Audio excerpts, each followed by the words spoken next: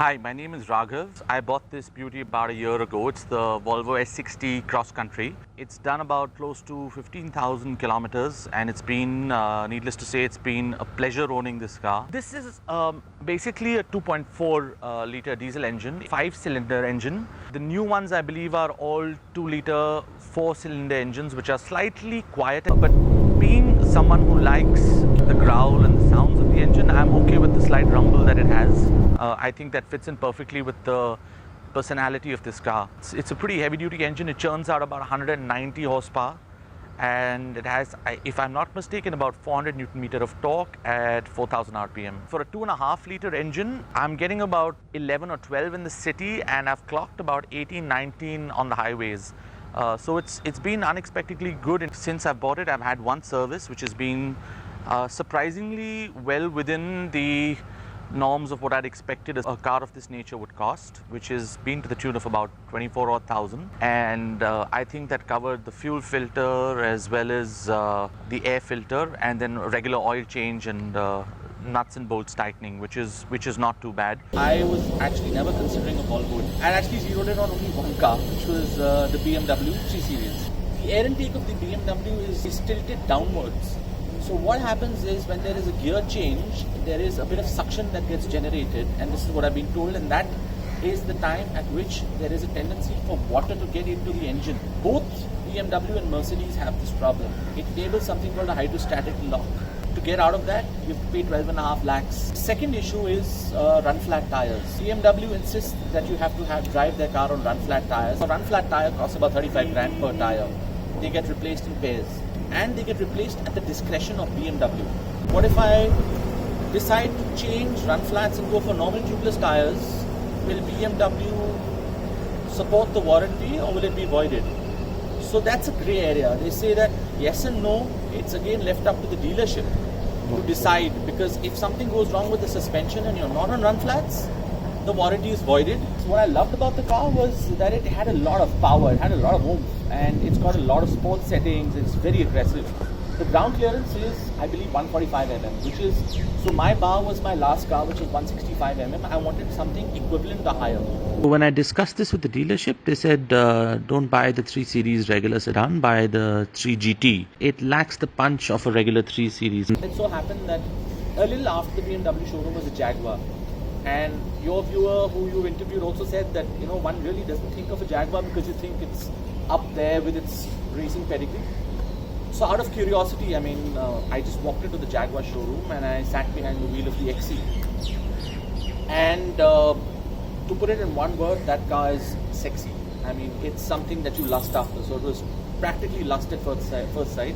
The gear handshake, the way the steps, the gear lever comes out, what Jaguar calls the wow factor, which is that a person typically decides whether to buy a car or not to buy a car within the first 100 meters of the drive. That car growled. It sounded like an animal. It roared like an animal in the first 100 meters, and I was sold. And when I found out a little more about the pricing, it was at par with what I was getting from BMW, and I was shocked. The only constraint with the Jaguar was the backseat space. It's a little cramped, but then it's designed as a sports sedan. It's not meant to be a luxury, sprawled out sedan. The air intake of the Jaguar is right at the top of the bonnet. So there's no issue. They say that because the air intake is so high, you can take it up to water levels of above half the rim size of the tire and the car will not stall. They use tubeless tires which are not run flat tires. Then it was great fun to drive. I made up my mind on the Jaguar. Unfortunately, when I was doing my last test drive, it was on a fairly plain road and they had something called pedestrian activation system, which basically means that if a pedestrian comes and hits the car, they don't get crushed underneath, they get bumped onto the bonnet and there's an airbag that deploys. That airbag deployed and Jaguar refused to tell me the ground clearance. They said because it's an adaptive suspension, they don't publish figures of ground clearance of the car. I asked them where the sensor was. They said the sensor's near the front tires. Being a customer who drives on Delhi NCR roads and on Indian roads, I can't afford to have small pieces of stone hitting the front bonnet of the car and the pedestrian system deploying because those are airbags. And the cost of getting those, if it's not insured, I mean, if it's a stone, insurance won't cover it. The cost of that is 2.5 lakhs. So I told them, I said, I'm so in love with this car, I don't mind paying an additional amount for you to disable this activation system. They said, no sir, this is a security feature that comes by default and we cannot disable it. At which point they made me an offer of the XF, because they said your biggest issue is that you have the pedestrian system and you have low seating space at the back. So they said, we'll give you the XF at the same price as the XE, which I thought was a deal, with the discounts.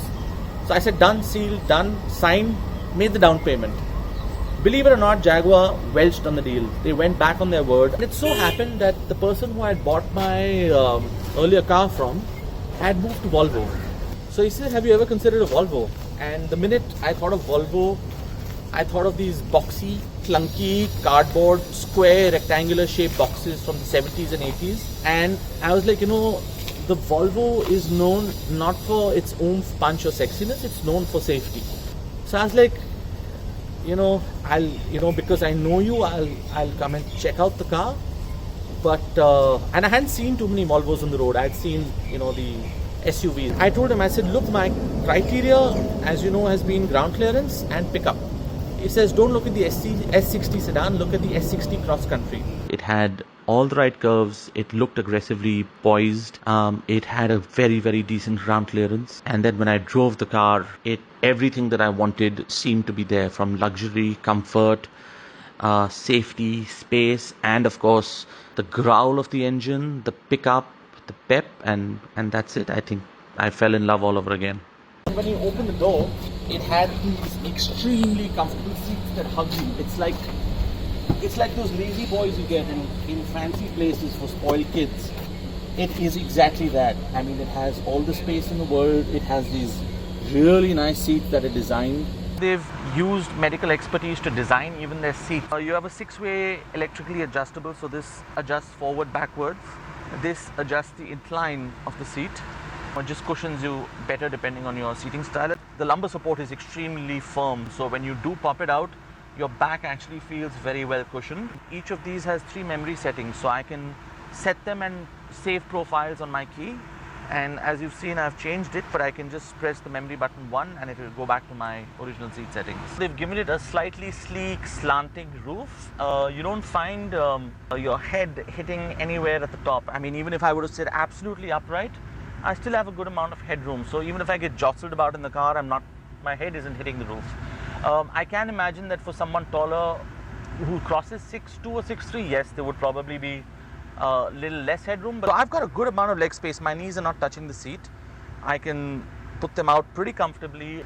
Over long distances, it's extremely comfortable. If you want to feel really executive, you drop out this little box at the back. It's got an ashtray, but you also have a charging point over here. So if the rear passenger at any given point in time wants to charge their phones, you can charge your phone. You can also, the seats are heated, so you get a nice amount of heated seats in the winter. So as I said, it's extremely well thought of. Overall design of the seat, I think it's pretty much in line with how they've designed the front seats. So you still have wings, even though they're slightly minimalistic, but I like the fact that the thigh support extends all the way out, so you can even recline. And you don't feel, you don't feel your legs sort of hanging in the air. You can make good use of this. And I think it's a 60-40 drop down, so you can even drop down the seats, so you can get additional boot space if there are just 2 people in the car. The other good thing is that you have vents at the back, and the vents are sort of on the mid pillar, so you can get a good amount of airflow coming directly on the rear passenger's face. As opposed to other designs where you have them at the base over here and then it doesn't really throw out air, it sort of stifles the air down there. I like the fact that they've put the AC vents up high, so you get a nice draft for the rear passenger. Whether you're driving as a driver in this car or whether you're seated at the back as a rear passenger, there's no compromise on the comfort, quality or the feel of the car, because usually a car in this segment is meant to be driver driven and everything caters to that. But this also caters to the fact that, you want to put back your feet and rest and you want to be driven around. It gives you that feel as well. In the Jaguar, you can't rest your hand on the armrest. It's a very narrow armrest, so your hand tends to slip off. Over here, it sits very comfortably. The only thing I'm wondering is why they gave you these 2 holes in the handle and they didn't cover at the bottom, so you have another space to put something. It slips right down. And as you can see, the space for the water bottle, by standards of thermoses we carry here, is slightly small, but it still fits in. They've installed this borderless rearview mirror, but they have a compass. So even if you're in a place where you don't have uncle or auntie Google guiding you, you still know inherently where they're headed, north, south, east or west, which I think is extremely cool, because very often you're in the hills and you don't have signal and you don't know where the hell you're headed. So at least you know which direction you are in. Give me a rating out of 5 on comfort. 5. More than 5. This car is possibly the most comfortable sedan I have ever gotten my hands on. Very secure, very comfortable. You don't feel tired. You have a lot of fun driving in it. It feels like home. The car, and it had this very aggressive stance of an animal looking like it's going to bounce. It's slightly swooped up at the back. It's got its haunches and all on. The look is extremely elegant. Even the dashboard, like, it's not one of those cheap materials which gets scratched or glazed. It's got this soft feel to it. It contours extremely nice. It runs around. It doesn't have a cockpit feel. It doesn't have a continuous cockpit feel like the Jaguar. The Jaguar adds sexiness to that with the cockpit feel. I mean, the cockpit feel in the Jaguar stretches all around. This has a bit of a break. This has, conventional LED lamps which are there. It has the daylight running lamps also at the bottom. Volvo, unfortunately, now in their new version has come out with the Thor hammer headlights. That's not there on this. So the headlights the new headlights look a lot better. You're talking about the headlamp. I would stay there for a minute. Sure. Let's talk about throw. Let's talk about the visibility, the cornering lamps, and all this kind of stuff. I found throw to be extremely powerful. In fact, at points in time, even when there's no lighting on the road, I don't feel the need to move to high beam, because the LEDs itself are extremely powerful. It also has automatic bending lamps, which I find extremely useful. So you turn the steering wheel and the lamps turn accordingly. So it's not a static beam that's going out. It turns around the bends even when you're, and I find that useful because when you're cornering on hills, you need to have some sort of edge or illumination around the corner when your tires are turning, and that this car does extremely well. One thing I found funny in the car, I don't know if it's probably used in European countries, is that along with the wipers, it also washes the headlamps of the car. So that's something that's gimmicky, because even if the headlamps get dirty, there's a lot of light going out. But I can imagine that someone who was designing this car said, well, if the car gets mud on it and you need the headlights at night, it's a thoughtful feature. These two things come out and they wash the front headlights of the car and then they retract back. So it's a new design. The Volvo's is slightly more aggressive. I would have preferred it if it looks like more curvy. Maybe the sex appeal of the car is missing. And the only thing that irritates me is why the bonnet handle to open the bonnet has been put on the passenger side. They probably designed it keeping in mind the left-hand side steering wheel, and someone in the design department said, oops, we forgot to switch that around. If there was one thing about this car in terms of the interiors I have to complain about, it's that knob over there. It's the only thing. They've even customized the opening of the sunroof according to acoustic performance levels. So the sunroof at the first touch doesn't open fully, because when you're going at high speeds, the acoustic levels build up. So it'll open like 80% of the way and it'll stop, because that's the point at which you get the best acoustic levels in the car. And then you have the option of pushing it back further, which then, give it regular acoustic level. The inside, of course, is brilliant. I think it's got a very, very plush interior. I'm extremely happy with the interior. The number on look feel of the car? Maybe like a 4.999 for that stupid knob there, but otherwise it's a 5. For me, driving pleasure has a lot to do with the way it's set up. No matter how good the car is, you'll always be uncomfortable. You feel very confident. You don't feel that you're driving a flimsy car, or you don't feel that you're driving a car that is overpowered, which would eventually end up crashing you. You feel it's got soul. You feel that the car is there to take care of you. The car inspires confidence. That for me goes a long way into describing or defining what driving pleasure is. Right now we're driving in the regular mode. I mean, this doesn't have all the options like you do in a BMW, which is sports plus, etc. Economy mode and all. So the default mode in this is similar to an economy mode where it's at optimal performance, but it really comes to life when you flip buttons and switch it into sports mode. And then you have the flappy paddle gearbox, which is, again, I like the levers. They're nice brush metal, nice solid in terms of feel. And if you're actually using this, you don't even need to switch into sports mode. You can just switch down and you feel a sudden surge of power, and then you can switch back up, but that's primarily for overtaking. It's a diesel. So does it have any lag? There is a bit of a lag. You can feel the turbo kick in at about 1500 to 1800 RPM. You can hear that slight whistling noise indicating that there's a turbo kicking in. When you switch it in sports mode, it's extremely responsive. You don't feel, at least I don't feel there to be much of a lag at all. What's interesting on the dashboard is that apart from the RPM and the speed, it tells you the power output. So when you switch to sports, it takes the power to the maximum, and you can take your revs to the maximum, and then it basically changes the gear ratio. So it becomes, it doesn't switch gears at optimal levels. It maxes out the power, and then switches to the next gear, then maxes out the power and switches to the next gear. And this is okay. So if you want to overtake, I'm switching to sports. You'll see the horizon tighten up, and you'll suddenly feel that you're on the road. And then what I love is the sound of the engine. It sounds like it means business. It sounds like it's growling, and that's what I love. This sound.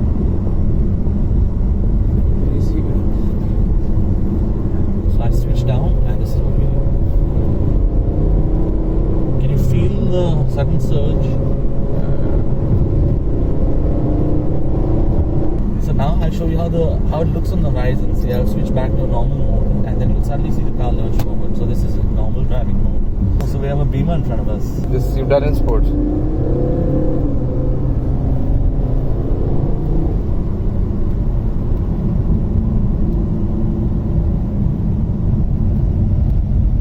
come the Germans. We will make them disappear. That's the Bye Germans. Oh, BMW and a Mercedes in our rear view mirror. The speed breaker also. I mean, you barely feel anything in terms of this car. Like, very smooth. It doesn't bounce and wobble, doesn't have too much roll. Yeah. And you're forgetting you're not driving a classic sedan, it's 200 mm high. Right? The ground clearance is extremely good. A car that high ordinarily would have a lot more wobble and bounce. This hugs the road. The way they've designed, the slope and the contours, you'll find that even the A-pillar has very, very minimal blind spots, and even to counter those, as we discussed, they have this blind spot imaging sensor. But even when you're cornering on turns, very sharp turns, you don't get a blackout. So it's not that you're not being able to see any part of the road. You get absolutely clear visibility, which way you decide to turn this vehicle. And you'll also see the imaging sensors go off from time to time depending on who's in our blind spot.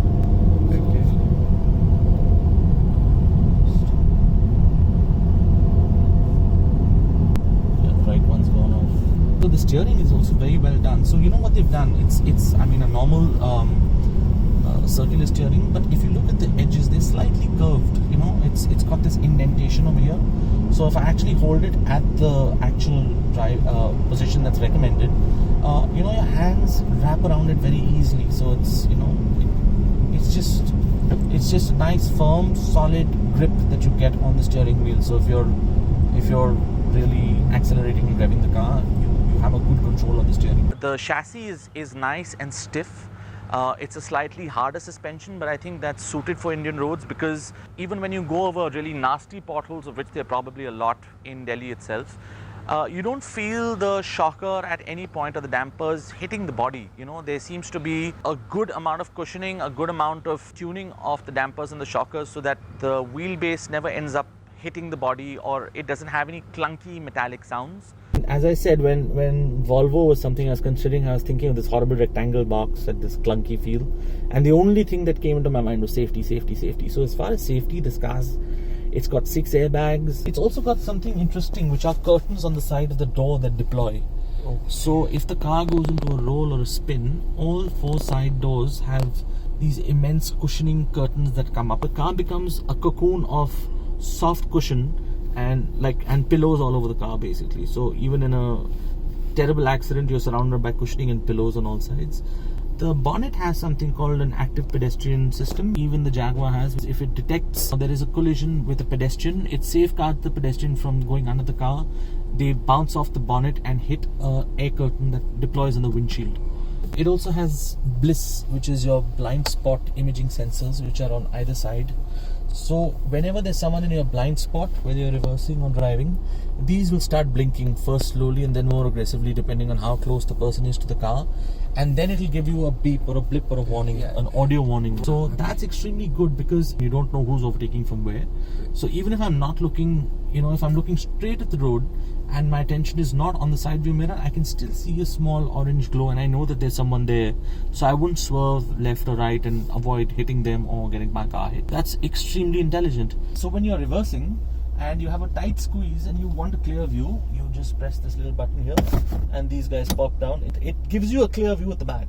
Hill descent is basically when you're coming down a bumpy hill and you need proper traction from all 4 tires. You sort of press the brake once, you enable hill descent control button, and it detects automatically, so it won't engage right now, and it automatically controls the speed and the braking of the car. So you're just essentially controlling the steering wheel and the car maneuvers itself in terms of everything else. It also has your auto braking system, so it's deployed a lot of times and it's a little unnerving, but it has also prevented my car from banging into other people or from other people banging into me. So you'll be driving and if a cyclist cuts across, it suddenly lurches and the entire car comes to a grinding halt. And my biggest panic is that someone at the back is going to hit the car, but that's never happened. But I usually drive it with bliss and the city braking on, just as a safety feature. It also only works in a specific speed range, so it works till about 50 to 60 kilometers an hour. If you're beyond that, then God help you anyway. But it's basically for touch and go, bumper to bumper, slow traffic, and if someone suddenly comes in front of your car and you're talking or I'm talking to you, it'll suddenly brake the car. It's a little unnerving because you think the car's being hit, but then you realize the car's actually been saved from getting hit. You can turn it off. It has 360 sensors. The camera is only for the rear though. So the rear camera deploys only when you're reversing. Correct. But then you can do a zoom in and zoom out. Like all other cars, this has a sensor that goes off if the passenger seatbelt or the driver seatbelt is not engaged. But I believe I've read somewhere in the Volvo manuals, or I was told at some point in time, that if you disengage any of the seatbelts while you're driving, it does eventually stall the engine. It, obviously it doesn't stall it to a grinding halt if you're driving at a speed, but if you're within limits, I think it does eventually disable the engine or reduce the acceleration. How's the braking of the car? Pretty responsive, I would say. It's not squishy. And then the response back to acceleration is almost immediate.